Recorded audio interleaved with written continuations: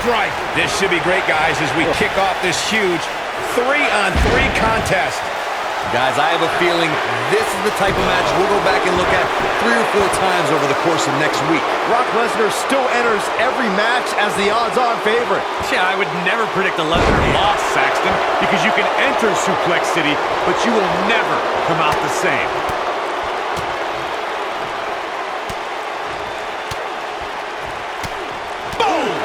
Boom!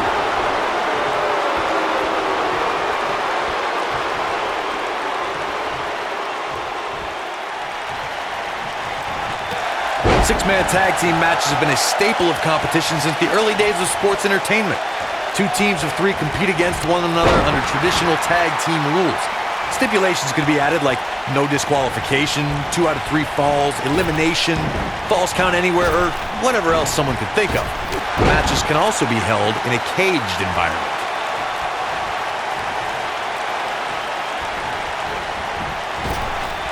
Six-man tags can be fought under so many different types of stipulations. Teams can be part of a faction, where 3 superstars have aligned because of a common interest.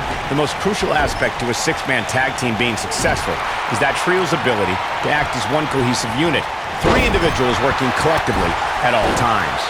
So much can take place during a 6-man tag match. Regardless of what type of match the teams of 3 are competing in, the members of that team must be on the same page. Oftentimes, the teams who have the best continuity are the most successful. I don't like the look in his eye here, folks. In 2016, the New Day found themselves in the middle of a sick and twisted rivalry with the Wyatt family. Things escalated to the point where Bray Wyatt invited the New Day to do battle at the Wyatt family compound. New Day accepted, but what followed was something no one expected or will ever be able to forget.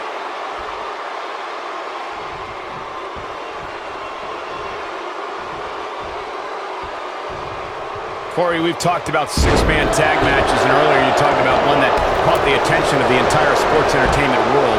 The New Day fought for survival amongst the darkness of the Wyatt family compound in a battle where pickaxes and cinder blocks were used as weapons and automobiles were used as battering rams.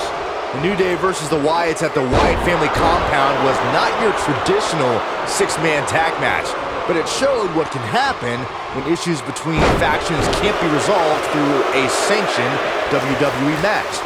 I'll tell you what, none of the men who fought in that conflict will ever be the same. Thanks to Raw General Manager Kurt Angle, in May of 2017, the WWE Universe saw a dream team come together when the Hardy Boys joined forces with the Lunatic Fringe Dean Ambrose. The exciting trio took on Sheamus, Cesaro, and The Miz. Truth be told, both Miz and Ambrose blended in with their... Looking at it here. Ooh, what impact. Byron, we always make a point to talk about continuity amongst team members.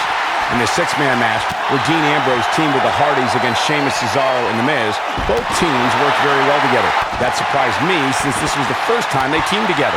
But there was something that night about the lunacy of Dean Ambrose fitting perfectly with the Daredevil Hardy Boys.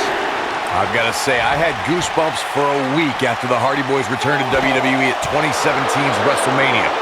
During that 6-man on Raw, Team Extreme formed an effective trio with that lunatic Dean Ambrose.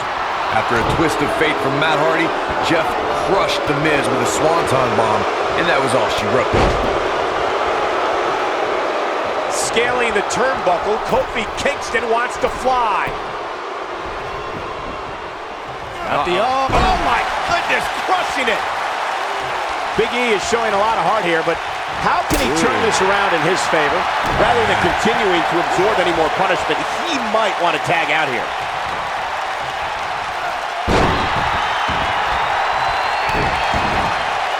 There are times during a 6-man tag match where the hostility between 2 teams overflows. The result is complete chaos, and all 6 superstars duke it out inside, and many times outside the ring. Wow, I thought he was a goner. Somebody wound him up, and he's off and running. What a slam! Impactful. Will jar your spine.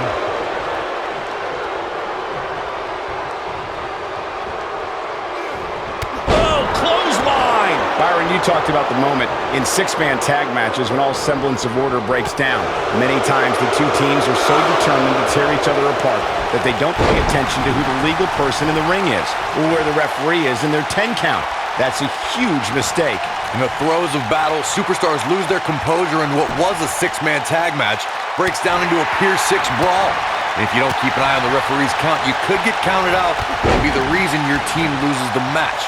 I can see Byron making that mistake and ruining it for everybody. Double chicken wing.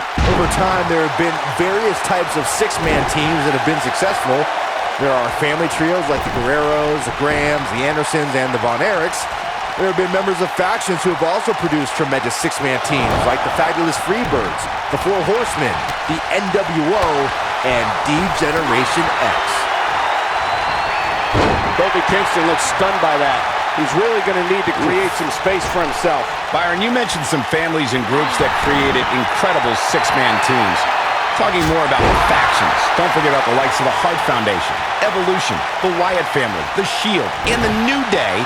These are only some of the trios who had unbelievable matches against a variety of adversaries. If we're talking about three-man teams, I need to shout out one of the baddest trios of all time who held the World Six-Man Championship on a number of occasions.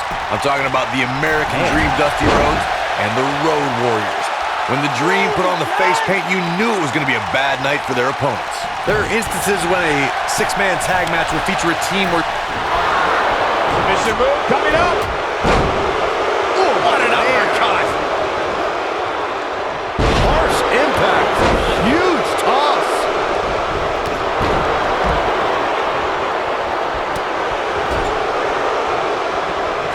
Oh, what a tackle. Irish whip. Corey, earlier you talked about what needs to happen when members of a six-man team have differences or had differences in the past. If the team can't find a way to get on the same page, they will not last very long. Someone on the team has to step up and make sure for at least that match, everyone on the team can work together. Well, that's easier said than done. Just because superstars might be favorites of the WWE Universe or have a common enemy, that doesn't mean they'll get along. It also doesn't mean that any past issues will magically go away. In this business, people have long memories, so if someone sees an issue on their team, they need to resolve it right away. Even though AJ Styles deemed himself the champ that runs the camp to annoy John Cena, he really has thrived as a leader of various factions and teams. Yeah, Styles led the club back before the WWE draft separated that iconic faction, but he also led one of the most dominant groups in Japanese wrestling history. Beautiful technique. Belly to belly. Vicious. This can go a variety of different ways, Corey. And almost none of them are good. Graves, that Japanese faction was good, but becoming a leader in WWE is what matters. Styles did that as SmackDown Live's team captain at Survivor Series. And during that match, Styles' own teammate Dean Ambrose ended up powerbombing AJ and aiding in his elimination. But in the end, SmackDown won, which means that Captain Styles won too.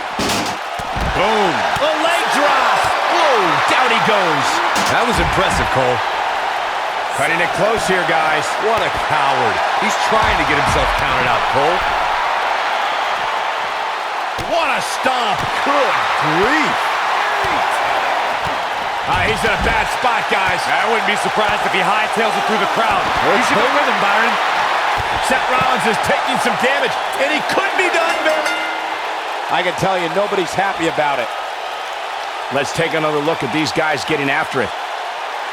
These guys showed flashes in this match, but flashes don't exactly set the world on fire, as these highlights show very well.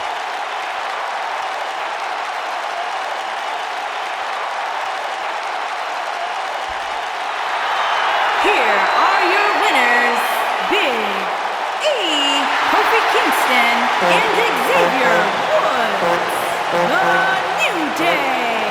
And it's a count-out victory here tonight.